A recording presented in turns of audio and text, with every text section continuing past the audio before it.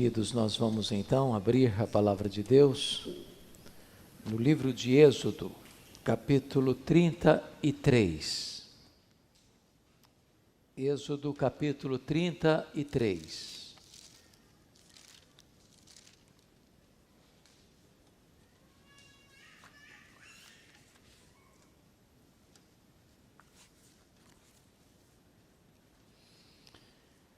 Lido o texto, peço que você permaneça com a sua Bíblia aberta nesta passagem. Disse o Senhor a Moisés: vai e sobe daqui, tu e o povo que tiraste da terra do Egito, para a terra a respeito da qual jurei a Abraão, a Isaque e a Jacó, dizendo: a tua descendência a darei. Enviarei o anjo adiante de ti. Lançarei fora os cananeus, os amorreus, os heteus, os ferezeus, os heveus e os jebuseus. Sobe para uma terra que mana leite e mel.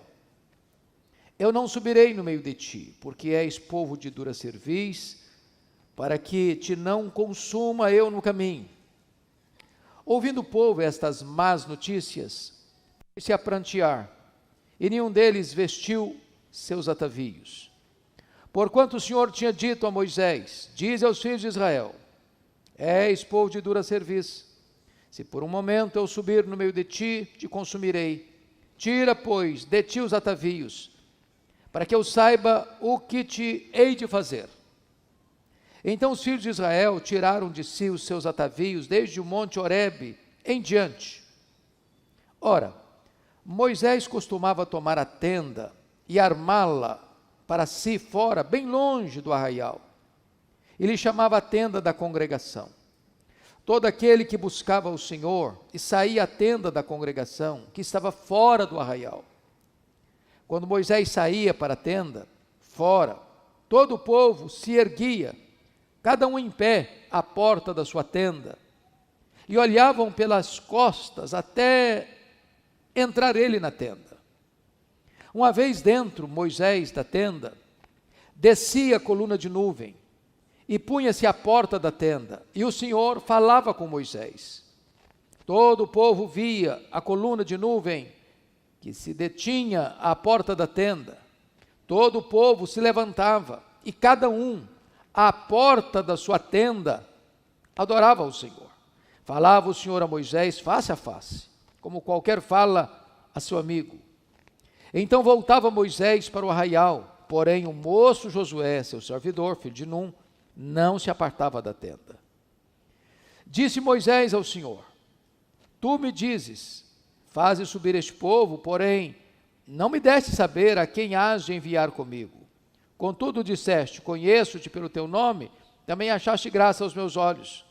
Agora, pois, se achei graça aos teus olhos, rogo-te que me faça saber neste momento o teu caminho, para que eu te conheça, e ache graça aos teus olhos, e considera que esta nação é teu povo. Respondeu-lhe: a minha presença irá contigo, e eu te darei descanso. Então lhe disse Moisés: se a tua presença não vai comigo, não nos faça subir deste lugar. Pois como se há de saber que achamos graça aos teus olhos, eu e o teu povo? Não é porventura que em andares conosco, de maneira que somos separados, eu e o teu povo, de todos os povos da terra? Disse o Senhor a Moisés: farei também isto que disseste, porque achaste graça aos meus olhos, e eu te conheço pelo teu nome. Então ele disse: rogo-te que me mostres a tua glória. Respondeu-lhe: farei passar toda a minha bondade diante de ti, e te proclamarei o nome do Senhor. Terei misericórdia de quem eu tiver misericórdia, me compadecerei de quem eu me compadecer. E acrescentou: não me poderás ver a face, porquanto homem nenhum verá a minha face e viverá. Disse mais o Senhor: eis aqui um lugar junto a mim, tu estarás sobre a penha. Quando passar a minha glória, eu te porei numa fenda da penha, e com a mão te cobrirei, até que eu tenha passado. Depois, em tirando eu a mão, tu me verás pelas costas, mas a minha face não se verá. Irmãos, eu gostaria de tratar com vocês sobre o tema a presença manifesta de Deus, a maior necessidade da igreja. Eu diria para os meus irmãos que o tema, o assunto desta noite,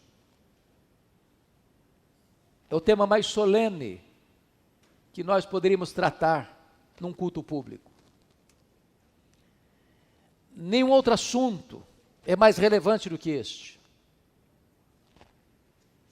Nenhum outro tema deveria inflamar e aquecer mais o nosso coração do que este. Nós não estamos hoje aqui tratando de um assunto lateral, secundário, mas hoje quero tratar com vocês daquilo que é a essência, que é o núcleo, que é a coisa mais importante. É a presença manifesta de Deus no meio da sua igreja. No passado, a presença de Deus era a coisa mais importante para o povo de Deus. Quando Moisés teve aquele encontro com Deus lá no Sinai, na sarça ardente, ele se prostrou com o rosto em terra. Ali foi um momento decisivo na história dele. Ele viu a glória de Deus. E quando eu estou falando de presença de Deus, hoje eu não estou querendo dizer da onipresença de Deus, atributo exclusivo de Deus. Deus está em toda parte. Eu estou falando da presença manifesta de Deus. Quando você vai para o Egito, a presença poderosa de Deus e os feitos gloriosos de Deus desbancam o panteão de divindades do Egito. E Deus tira o seu povo e conduz o seu povo. E a presença de Deus ia com o povo, representado numa coluna de nuvem durante o dia, uma coluna de fogo durante a noite. A presença de Deus trazia alívio, a presença de Deus trazia proteção, a presença de Deus trazia direção. Mas houve momentos na história de Israel que o povo pecou. E essa presença foi embora. Este é um exemplo. Outros exemplos vieram, na época de Eli, vocês se lembram disso, para o sacerdote. Os filhos de Eli, Hofni e Finéias, em pecado. O povo ia enfrentar uma batalha. E eles, achando que a arca da aliança, símbolo da presença de Deus, resolveria o problema, sem levar Deus a sério, levar a arca para o campo de batalha. E eles sofreram uma acachapante derrota. A arca foi roubada. Milhares de pessoas morreram. Hofni e Finéias morreram, Eli morreu. E colocaram o nome no menino que nasce, e Icabode, foi-se a glória do Senhor. Mais tarde, lá no profeta Ezequiel, o povo rebela-se contra Deus, peca contra Deus, desobedece a Deus, não escuta a voz de Deus. E diz a Bíblia que a glória de Deus se afasta da cidade, se afasta do templo e vai embora. E Jerusalém é entregue nas mãos dos caldeus e o povo sofre uma amarga escravidão na Babilônia. Amados, o que está acontecendo aqui? Qual o cenário, pano de fundo desta passagem que lemos? Esse mesmo povo que tinha sido tirado com mão forte e poderosa do Egito, que passara a pé enxuto no Mar Vermelho, que vira a água brotar da rocha, que recebia o maná do céu, que viram os sinais espantosos de Deus na sua nação, agora chegam no Monte Horebe. E diz a Bíblia que Moisés sobe ao Monte Horebe e passa lá na presença de Deus 40 dias, 40 noites. Ao fim do que, Deus coloca nas mãos de Moisés as tábuas da lei, lavradas pela mão de Deus, escritas pelo dedo de Deus. E diz a Escritura que o povo então chega para Arão, irmão de Moisés, o sacerdote, e diz assim: Arão. Nós não sabemos o que aconteceu com Moisés. Então faça-nos deuses, para que possamos servir, adorar. E diz a Bíblia que Arão, insensatamente, diz para o povo: manda os homens e as mulheres tirarem as argolas das orelhas. E foi se ajuntando aqueles adereços. E diz a Bíblia que Arão fundiu aquele ouro e fabricou um bezerro de ouro. E agora o povo olha para aquele bezerro de ouro e se prostra diante dele. E diz que aquele Deus falso que ele havia fabricado era o Deus deles. E diz a Bíblia que eles começam a oferecer oferendas a esse Deus que eles tinham fabricado. E que eles começaram a dançar e a se divertir. A palavra divertir lá, no versículo capítulo 32, é para uma festa de sensualidade,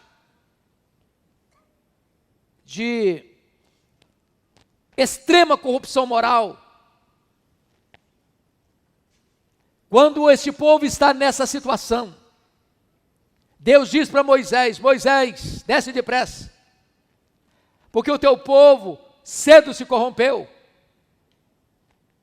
Quando Moisés está descendo, o seu moço Josué escuta o barulho e disse para Moisés: ô Moisés, é um barulho de guerra.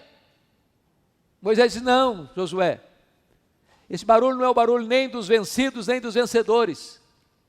Isso é um barulho de dança.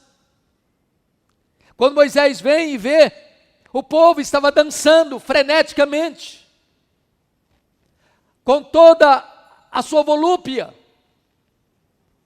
desregrada, depravada. Moisés cirou e jogou as tábuas de pedra ao chão e as quebrou. Irado, diz: quem é do Senhor, venha até mim. E os levitas vieram, 3.000 homens foram mortos. E diz a Escritura, no texto paralelo de Deuteronômio capítulo 9, que Moisés se coloca na brecha para interceder pelo povo, confrontando o seu irmão Arão. Arão, o que é isso? O que você fez? E Arão insensatamente diz: não, eles me deram esse ouro, eu joguei no fogo e saiu esse bezerro. Mentira! Não foi bem assim. Foi intencional, foi proposital. E Deuteronômio 9 diz que Moisés fica 40 dias e 40 noites na presença de Deus, orando pelo povo. Porque Deus dissera para Moisés assim: Moisés, eu vou destruir esse povo. É um povo de dura cerviz. Eu vou formar uma nova nação. Vou começar tudo com você. E diz a Bíblia que Moisés disse: não, Senhor, não faça isso. Porque lá no Egito, as pessoas vão comentar que tu tiraste o povo de lá com más intenções para matá-lo nesse deserto. Perdoa, Senhor, o pecado desse povo. Perdoa, Senhor, o pecado desse povo. Senão, meu Deus, risca o meu nome do livro que escreveste. E aqui eu quero então, irmãos, nesse cenário, dizer a vocês que Deus disse o seguinte para Moisés: Moisés, eu não vou com vocês. Eu não vou. Se eu for com vocês, eu vou destruir esse povo. Esse é um povo de dura serviço. Mas eu vou cumprir minha palavra. Eu vou mandar um anjo com vocês. E mais, eu vou introduzir vocês na terra prometida. A terra ocupada por aqueles povos pagãos, eles serão arrancados de lá, e eu vou introduzir vocês lá, e eu vou dar vocês a terra prometida. Mas eu não vou, eu vou mandar um anjo.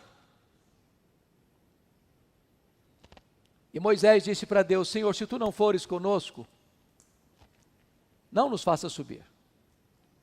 Então eu gostaria que hoje nós olhássemos esse texto com algumas lições. A primeira coisa, meus amados, é a total necessidade que você e eu temos, que a igreja tem, da presença manifesta de Deus. Ô irmãos, nós podemos ter tanta coisa boa, os dons de Deus, as dádivas de Deus, Podemos ter vida, podemos ter saúde, podemos ter prosperidade, podemos ter sucesso financeiro, podemos ter realização profissional, podemos ter família, podemos ter amigos, podemos ter o conforto de um ambiente como este. Podemos ter pessoas maravilhosas que nos cercam com carinho e afeto. Mas tudo isso, irmãos, sem a presença de Deus, não é suficiente. A maior necessidade da igreja não é da bênção de Deus, é do Deus da bênção. Um anjo é um mensageiro de Deus, valoroso em poder, ministro de Deus para cuidar da igreja. Mas o anjo não satisfaz. A terra prometida, a terra que mana leite e mel, é dádiva de Deus, é presente de Deus. E Moisés disse: Senhor, a terra é boa mesmo, e a terra é maravilhosa mesmo, mas o que é a terra prometida sem a tua presença?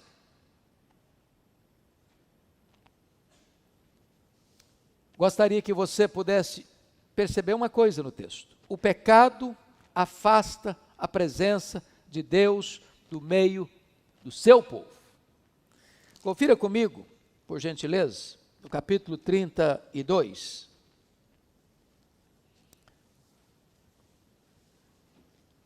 Que o pecado foi a causa que levou este povo a buscar outro Deus, a impaciência deles.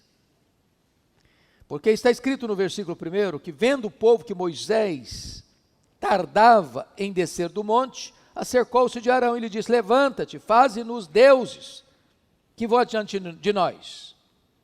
Versículo 2, disse-lhes Arão, tirai as argolas de ouro das orelhas de vossas mulheres, vossos filhos e vossas filhas, e trazei-mas.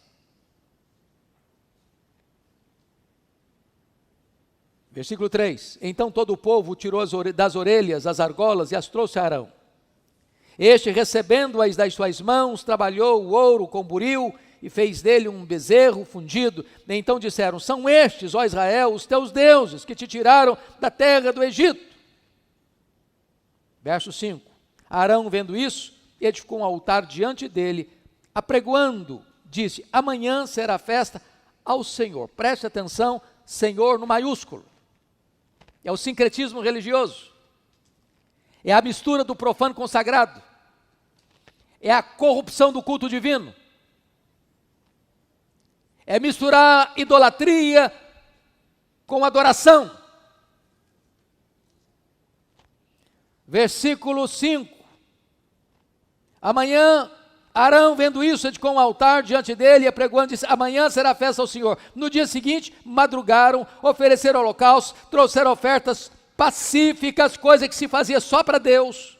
E o povo assentou-se para comer e beber, e levantou-se para divertir-se.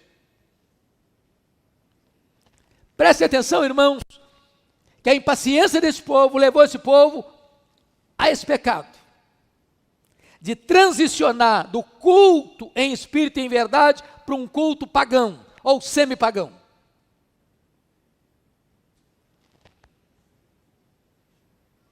E agora você vai notar no verso 25 do capítulo 32, vendo Moisés que o povo estava desenfreado.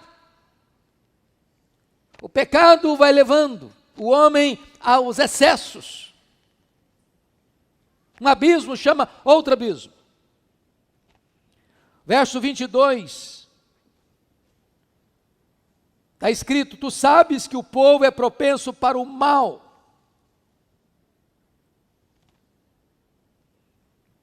E desta maneira, a impaciência levou o povo a buscar outro Deus. Mas mais do que isso, o pecado, irmãos, não só leva o homem a buscar um outro Deus, mas o pecado produz a ira de Deus.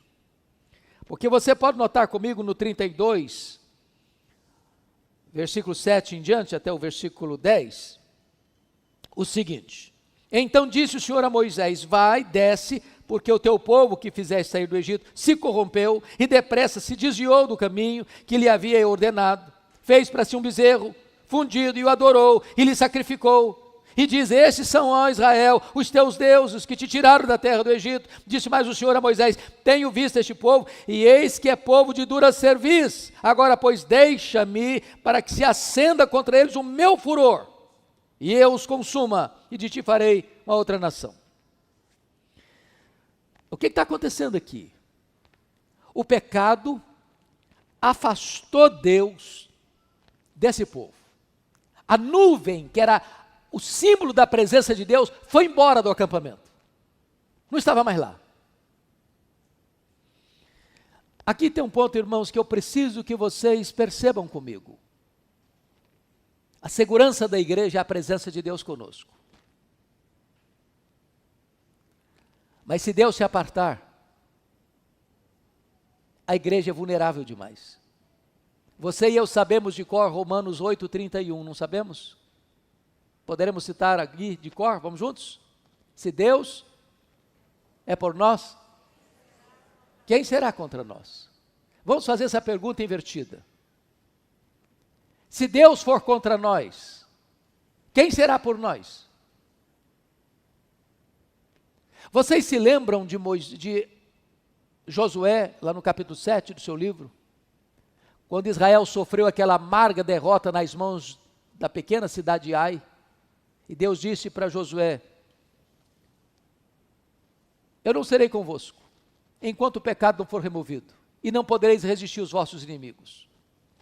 Se Deus se afastar da nossa vida, se Deus tirar a mão dele de sobre nós, se a Shekinah de Deus não estiver em nossa vida, na nossa casa, na nossa família, na nossa igreja, irmãos, nós não temos condições de caminhar. Mas mais, a necessidade de diagnosticar a causa do afastamento da presença de Deus. Olha, por favor, comigo, versículo 4 do capítulo 33. Ouvindo o povo estas más notícias, pôs-se a prantear, e nenhum deles vestiu seus atavios. O que está acontecendo aqui? Que más notícias são essas?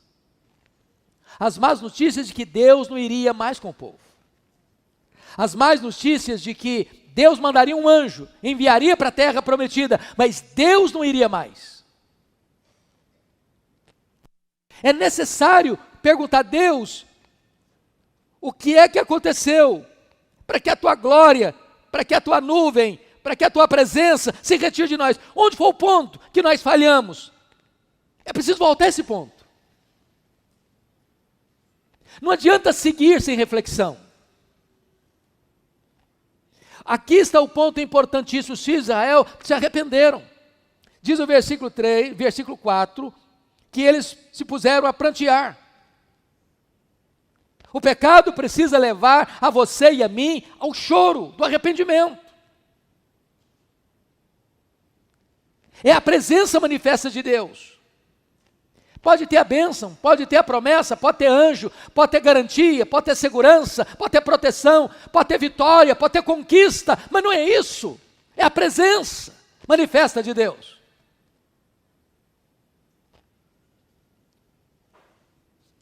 Segundo lugar, precisamos ter consciência que por causa do pecado é que Deus está se retirando do meio do povo. Vejam vocês que Deus havia feito milagres, tirado o povo, conduzido o povo, suprido as necessidades do povo, dado vitórias ao povo. Tudo isso por causa da sua presença. A coluna de nuvem de dia, a coluna de fogo de noite. Deus presente a todo dia, a todo instante, em toda circunstância. Agora a glória de Deus se retira, agora a nuvem se retira, agora Deus não está mais presente. E é preciso saber por que Deus. E deixe-me dizer uma coisa a vocês. O povo começa a entender que eles perderam a presença de Deus por causa do pecado. Que pecado? O pecado de substituir Deus por outro Deus. O pecado de corromper o culto divino. O pecado de, na impaciência, abandonar a Deus. Irmãos amados, quantas pessoas hoje estão buscando as bênçãos? Só as bênçãos, mas não querem Deus. não estão preocupadas com a presença de Deus. Quantas igrejas que hoje diriam assim, mas que maravilha, o anjo vai com a gente. Que bênção, Deus prometeu a terra prometida. Mas Moisés não. Senhor, é a tua presença. As tuas bênçãos são maravilhosas. As tuas vitórias são esplêndidas, mas nós queremos é a tua presença, Senhor. Agora notem vocês, que se nós entendemos que o pecado nos rouba, nos tira, nos priva do melhor, que é a presença de Deus, eu preciso saber o que é que está, qual é a causa? Por que que Deus se afastou? E eu quero que você olhe comigo, por favor, versículo 4 e 5. Ouvindo o povo essas más notícias, pôs-se a prantear, e nenhum deles vestiu seus atavios, porquanto o Senhor tinha dito a Moisés, diz aos filhos de Israel, és povo de dura cerviz, e por um momento eu subirei no meio de ti, te consumirei, tira, pois, de ti os atavios, para que eu saiba o que te hei de fazer. Por que Deus te mandou tirar os atavios? Será que Deus não quer que as mulheres andem com adereços? Será que Deus não gosta que as mulheres se apresentem bem apresentadas? Não, não. Por que tinham tirado os atavios? Porque esses atavios eram a ponte, eram um símbolo da idolatria deles. Eles arrancaram essas argolas das orelhas, e entregaram essas argolas de ouro a Arão, e ele transformou aqueles atavios, aqueles adereços de ouro, num bezerro, diante de quem se prostraram. Quando Deus diz, tira os atavios, arranque os atavios, não use mais os atavios, Deus está dizendo o seguinte, vocês precisam ter coragem de romper com o pecado, radicalmente, não façam concessão, não brinquem com isso. Deixe-me dar exemplos. Quando Deus mandou Jacó, depois que ele voltou da terra, lá dos seus pais, onde se casou, Deus disse, olha, vá para Betel, e ele foi para Siquém, armou tendas em Siquém, enriqueceu em Siquém, não vivia em tendas, mas construiu casas permanentes em Siquém, e ali em Siquém aconteceu uma tragédia, sua filha foi estuprada, uma chacina na cidade, sua família está debaixo de sangue criminoso, e Deus disse para Jacó, agora suba para Betel, Jacó, suba. E diz a Bíblia que ele tira as roupas sujas, que ele lava as mãos sujas e sobe para Betel. Para você subir para a presença de Deus, você tem que romper com aquilo que afastou você de Deus. E você sabe o que está afastando você de Deus. Pensa comigo em Elias. Ele está clamando pela restauração da nação de Israel, clamando por chuvas de Deus. É a primeira coisa que ele fez. O que é que impediu a chegada das chuvas? Foi Baal. Então retira o Baal do caminho. Não adianta trocar Baal de lugar, não adianta dar roupa nova para Baal, não adianta dar outros nomes para Baal. Baal tem que ser retirado do caminho.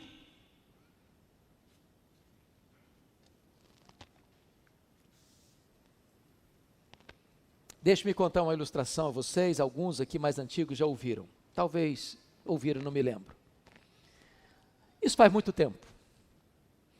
Fui convidado para pregar numa das grandes igrejas do Brasil.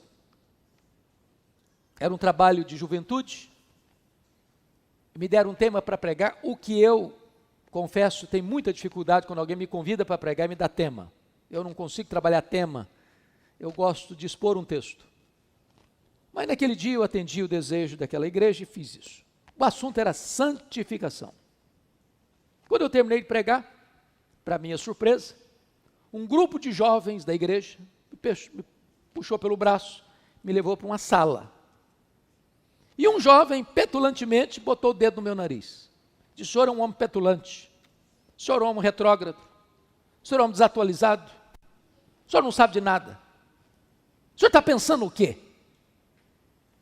Nós somos jovens modernos, contemporâneos, universitários.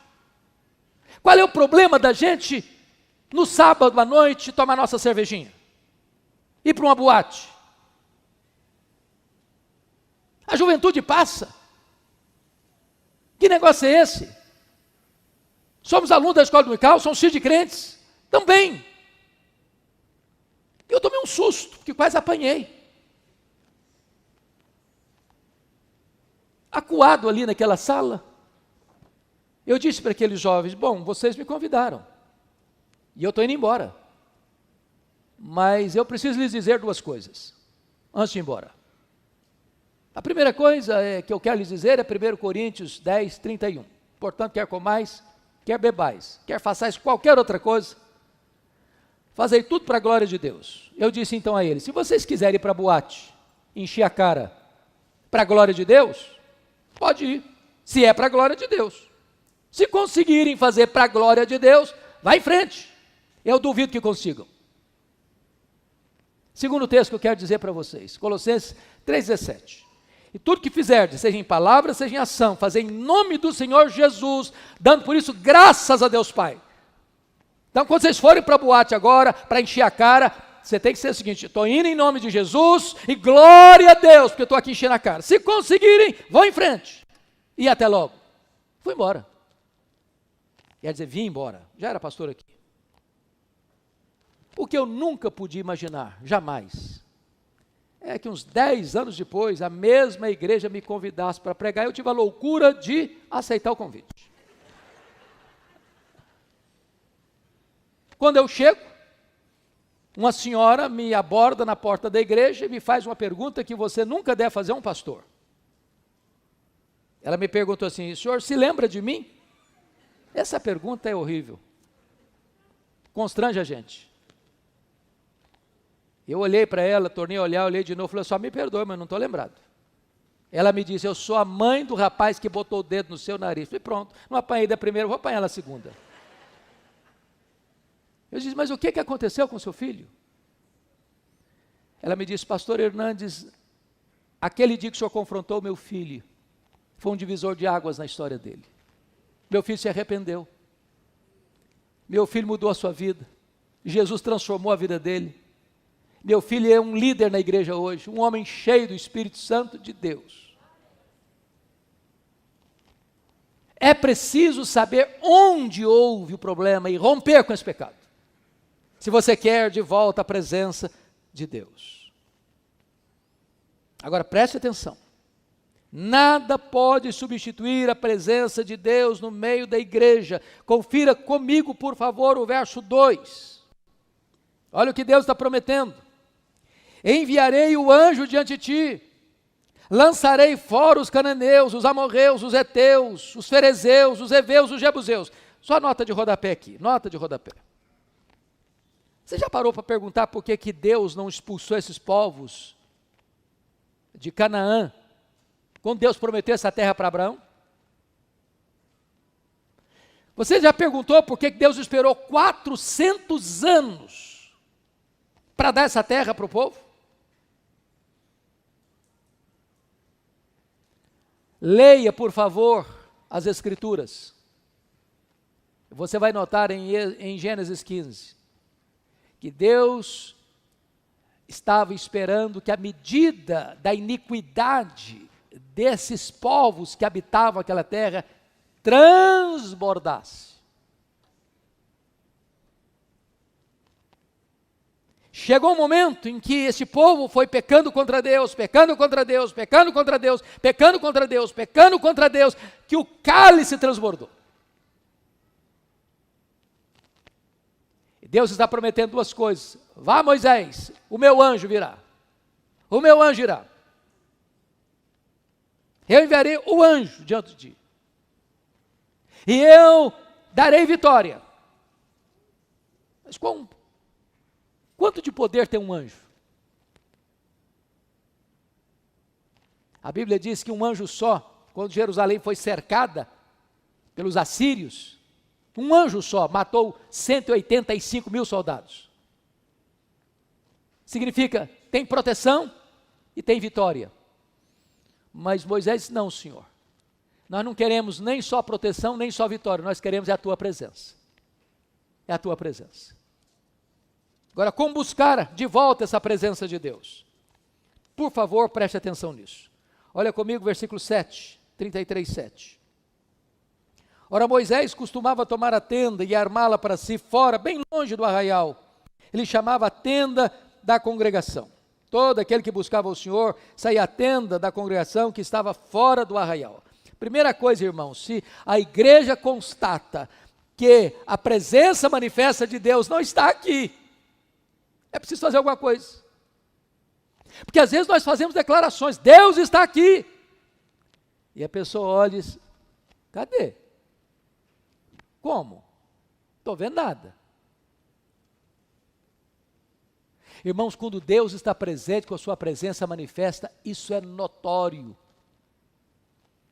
Como Jacó acorda lá em Betel, quão tremendo este lugar, é a casa de Deus, é a porta do céu. Quando a presença de Deus manifesta, está na igreja, a pessoa entra por aquelas portas, ele é tomado por um sentimento de reverência, de quebrantamento. Não basta você vir à igreja, não basta você estar aqui, não basta você orar, cantar, ouvir um sermão, nós precisamos da presença de Deus. E o que se faz? Primeiramente, irmãos, a liderança da igreja precisa sentir um fardo, e se retirar para orar. Diz a Bíblia que Moisés vai armar uma tenda lá fora, bem longe do acampamento, corrompido. Para quê? Para buscar a Deus. Para buscar a Deus.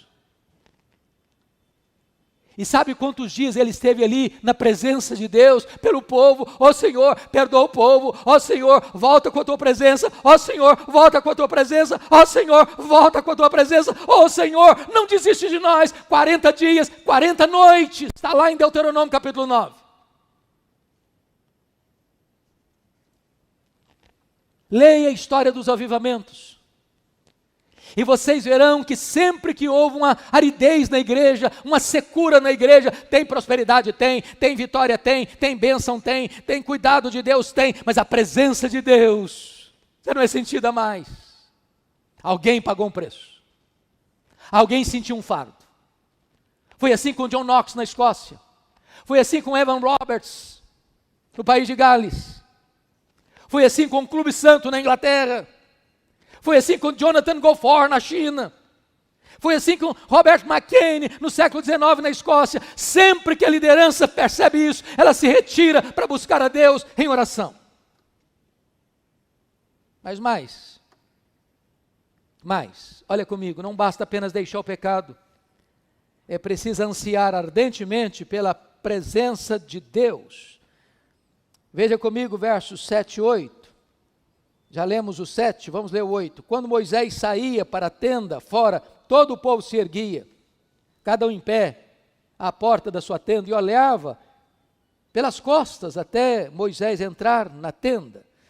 O que está escrito isso?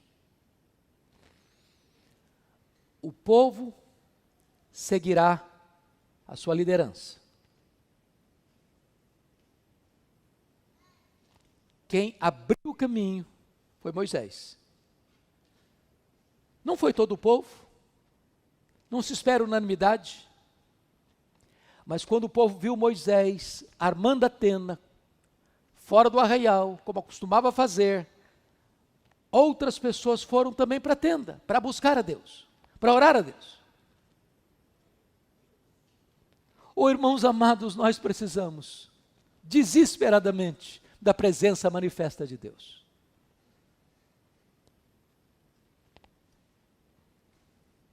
Nós estamos no meio de uma pandemia.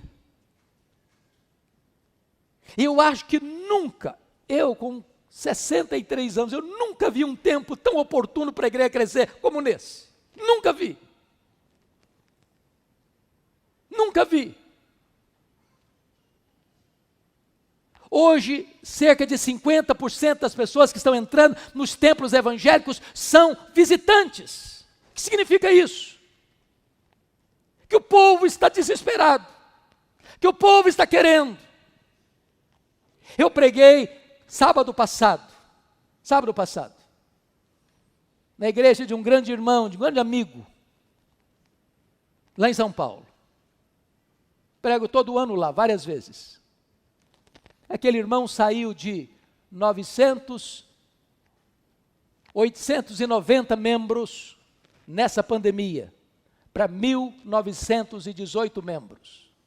Ele recebeu mais de 1.000 membros nesse período. Ele saiu de um local de 1.500 metros para um local de 9.000 metros. Ele entendeu que esse período não é período para ficar desanimado, para ficar acuado, para ficar com medo, para ficar acovardado, para parar e cruzar os braços. É hora em que o povo está desesperado, que o povo está querendo, que o povo está necessitado de dizer agora, convocamos a igreja, vamos trabalhar, vamos agir, vamos ligar, vamos usar as redes sociais, vamos nos reunir com as pessoas desesperadas. E a igreja foi crescendo e crescendo e crescendo e crescendo. Oh, amados irmãos, nós precisamos da presença manifesta de Deus. Que Deus nos desperte para orar. Que Deus abra os nossos olhos para as oportunidades que estão diante de nós. Leia a história. Os tempos mais críticos foram os tempos de avivamento da igreja.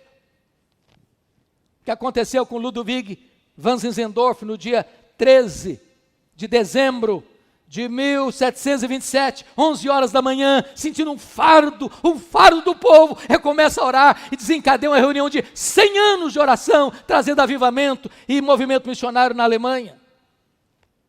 Leia a história do avivamento que trouxe o nosso missionário para o Brasil, Ashbel Green Simonton. Como esse avivamento começa em Nova York. Começa em Nova York, no dia 23 de setembro de 1857. Um homem negociante distribui o seu folhetinho nos bairros de Nova York, chamando os homens para orar. E em 6 meses tinham 10.000 homens orando por avivamento.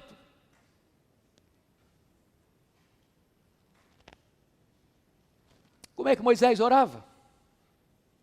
Primeiramente, veja comigo, ele orava continuamente, no verso 7 está escrito isso. Ora, Moisés costumava. Sabe o que significa costumava?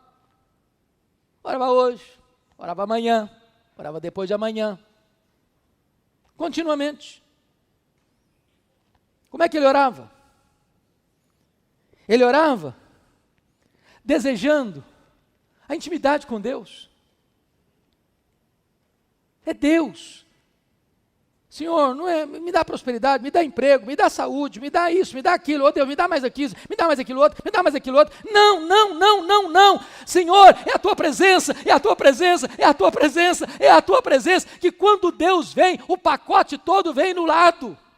Tudo vem a reboque. O que é que ele pede? Ele pede a intimidade com Deus. Ele pede para Deus restabelecer a honra da igreja.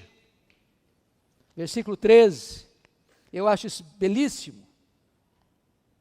Porque Deus havia dito para ele, olha, desce depressa porque o teu povo se corrompeu. Aí Moisés diz no verso 13, parte final, e considera que esta nação é teu povo. Esse povo não é meu não, esse povo é teu povo.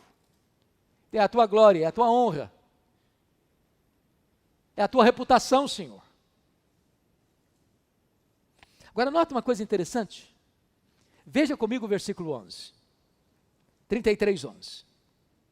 Falava o Senhor a Moisés face a face, como qualquer fala a seu amigo. Então voltava Moisés para o arraial.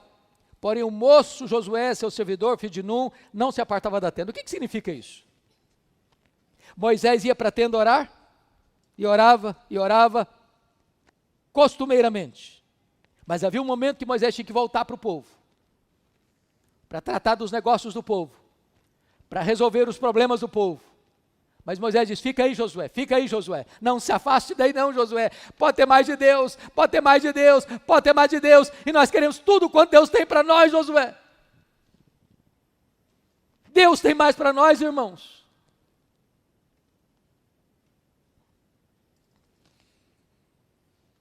Eu quero concluir dizendo a você que valeu a pena, porque está escrito no verso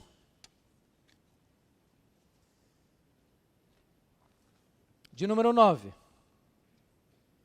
Olha comigo. Uma vez dentro Moisés da tenda, descia a coluna de nuvem e punha sobre a porta da tenda. E o Senhor falava com Moisés. Sabe o que significa isso? A presença de Deus voltou. A nuvem voltou. A glória de Deus voltou.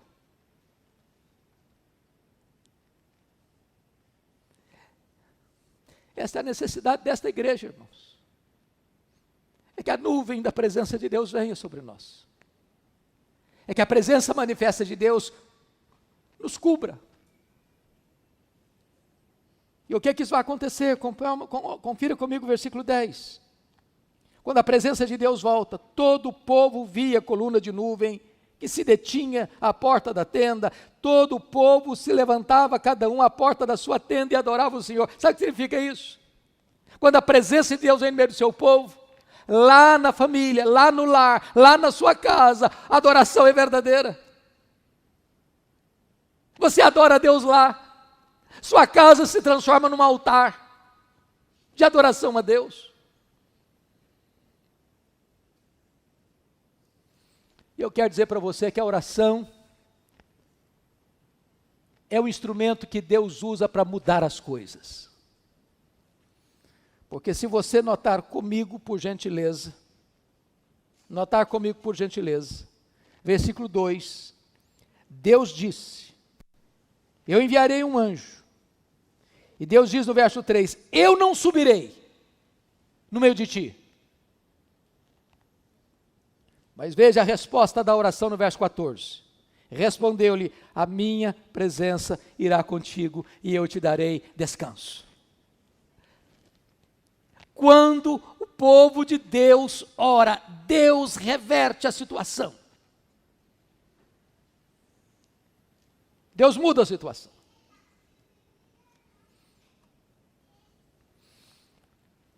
Eu não sei se esse assunto mexe com você. Eu não sei se isso incomoda o seu coração. Eu nem sei se você ora por isso. Se você anseia por isso. Eu nem sei se você está satisfeito com o anjo e com a terra prometida.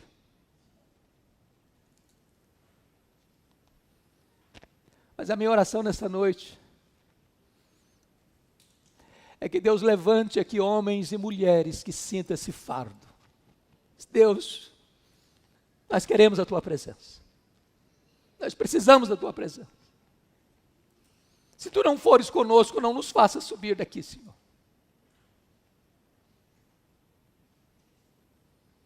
Bendito seja Deus, porque o Verbo se fez carne e habitou entre nós, e vimos a sua glória, glória como do unigênito do Pai. A glória de Deus está em Cristo, e nós queremos que Ele reine em nós e sobre nós. Nós queremos ver Jesus, com a glória manifesta de Deus nesta casa, para que os corações se derretam, se arrependam, experimentem a presença gloriosa de Deus. E as pessoas, ao passarem por esta avenida movimentada, possam olhar e ver que tem um povo entrando na tenda para contemplar a presença de Deus. E ver centenas de pessoas entrando por essas portas, conhecendo o